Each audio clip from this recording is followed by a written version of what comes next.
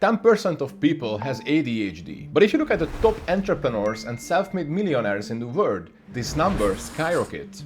Why? We are told our brains that we are broken because we can't sit still in a classroom or we can't follow a linear 9 to 5 schedule. The truth is, the standard productivity hacks we've been told in our whole life, for us generally it's destructive. In the movies, every superhero has an origin story from the beginning when they realize that they have a superpower until to the point where they are mastering this power. In today's video you will learn the same, how to control your ADHD and how to turn it into a superpower instead of being your worst nightmare. And finally, you will be able to use your ADHD as your unfair advantage in your life or in your business to grow higher than you ever could imagine before. But realizing this power is just the first step. To actually use it, you have to stop following the patterns that are written for normal people and start using your brain like a superpower. Welcome back, I'm Tom, and in today's video I'm gonna show you the 5 shifts that I've used to turn my chaotic brain into the engine that could scale and sold my marketing agency before I turned 25. By the end of this video, you don't want to fix your ADHD, you will want to double down on it. And the first one requires you to unlearn the biggest lie you've been told since grade school about productivity. The first step is the core shift. This is the baseline for every other mindset shift or technique I will show you today in this video. You have to understand a very simple yet so powerful fundamental thing. Neurotypical people manages time. Us with ADHD are managing energy. Our brain works at 200% every single day. We don't have a time deficit, we have an intensity surplus. Stop planning your days just purely on hours, like 9 to 5 p.m. Start planning your days or your time by energy cells. Time will provide you the structure, but energy will be the engine. Managing time and sticking to a pre-planned schedule can be natural for those people who didn't get this gift from life called ADHD. But for us with ADHD, it takes extra effort and energy to focus on this calendar block of this working schedule. And it will just uses our energy, which we can use for so much better thing to create and coming up with beautiful, brilliant ideas. But knowing that you have to manage energy over time is not equal to knowing how to do this. And that's where the very simple kitchen timer comes into place, but only if you're using with my 50% rule. Step 2 is the kitchen timer and the 50% rule. What do I mean by kitchen timer? I'm pretty sure you saw very successful people online like Alex Hormozy using this very simple machine to track their time and planning their work days and using these simple blocks to do your work or your study or just clean your kitchen. And it will remind you fucking loudly that you have to stand up and you have to do something else. First step is to set micro goals and a time frame for every action you are doing. Always assign both, because otherwise you will end up doing something very different, like scrolling your Instagram feed for an hour. If it's possible, try to reframe your tasks or obstacles into challenges or games. Like instead of do something in 10 minutes, ask the question, can I do this in 10 minutes? And your brain will start to accept it as a game and a challenge that, yeah, I wanna succeed in this game. And this will give you an extra dopamine shot to your brain. And your mind will be processed it as a challenge that can release extra dopamine if you can succeed. For example, if I have to work on my YouTube content and I have to write my next script for my next video, I don't write my task in my journal, write YouTube script today. I'm just typing, I said, can I find 5 video ideas in 15 minutes? And I mentioned earlier the 50% rule, and this part is crucial. So listen closely. Let's say you can find 10 video ideas in 15 minutes, aim for 5. And you may be asking why. The reason is very simple. If you know you can achieve something in like 10 minutes, but you set your goal lower, that significantly increases the chance that you will actually succeed in this 15 or 10 minutes of doing something you have to do. And it will give you the motivation to continue, and your brain will see this as, okay, I did this challenge really well, I succeeded, so I can move on to the next one. But let's say if you set the original goal like 10 ideas and you end up just finding 8, your brain will accept as a failure and it will kill your drive for the rest of the day. Very important rule, when the timer rings, you stop. This trains your brain to respect the burst of focus. The timer is great to function, but there will be time when your brain just refuses to work. You have to find a solution that can push you through this obstacle when you just can't do anything, and this will be the next one. So when this paralysis hits, don't panic, just use the reserve tank method. If I say the word execution dysfunction, I'm pretty sure if you are someone with ADHD, this word is very familiar.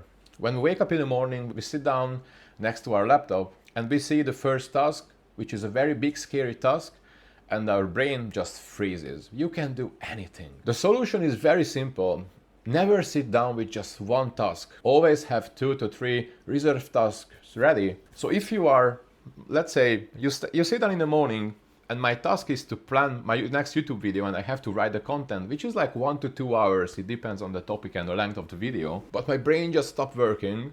I'm not worried because I have 2 or 3 subtasks in reserve tank. My reserve task in this case, like write 3 title ideas for another video, or update the content calendar, and let's say maybe I will find more inspiration to write a script for another video. These tasks are closely connected to my main goal to write my YouTube script. So I'm always writing down this subtask or this reserve task to my main goal.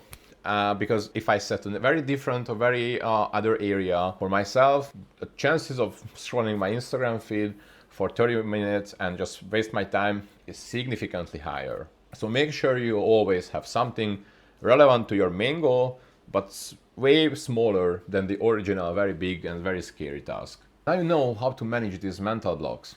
Now we need to talk about the fuel. Most people with ADHD are bankrupt their own chemistry tank even before 10 a.m.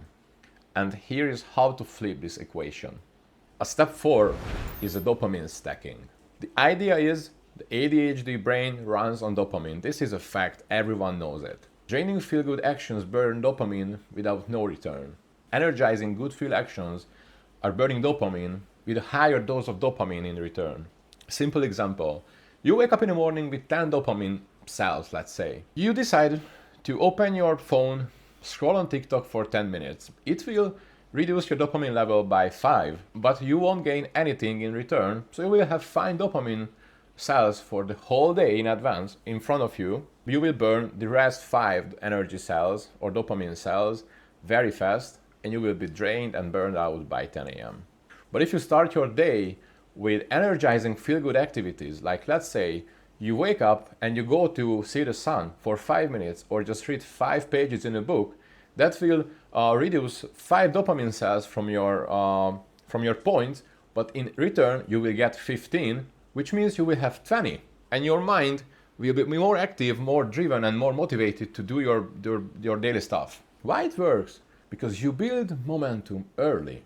By stacking small wins early in the morning, harder tasks will feel easier during the rest of the day. And not to mention, your mind will rephrase this whole point gaining thing as a challenge or a game during your days, and your mind will be craving for these energizing feel-good activities, and it will just count, the numbers, like, okay, if I do this and I scroll my TikTok after lunch, it will, decrease by 5 and I won't gain anything in return. But I don't know, if I have a walk after lunch, I will gain 15 in return and I will have more energy to finish my work in the afternoon. You know the drill. But all this dopamine is fucking useless if you don't know where to spend it. To make sure you will never waste your genius hour on admin work in your life again, we need to run a simple 7-day experiment on your own biology. This is the last but not least, step 5, called the energy audit. The exercises most people don't know about their own operating system. They don't know when they are actually the more energized or the more drained, and they are just doing their daily stuff or task on autopilot. The exercise is very easy. Open a spreadsheet or a paper and make calendar for the next 7 days and make 30-minute blocks throughout the whole day. And from today or tomorrow, set an alarm on your phone for every 30 minutes, and when the alarm rings, just write one number in those cells and answer 2 very simple questions. My energy level on a scale from 0 to 10, and my overthinking slash anxiety level from 0 to 10. Let's say Monday morning, 8:30, your alarm rings and you feel very energized. You just write 10, but I'm a little bit anxious. You just write 6. That's it. And do this for 7 days.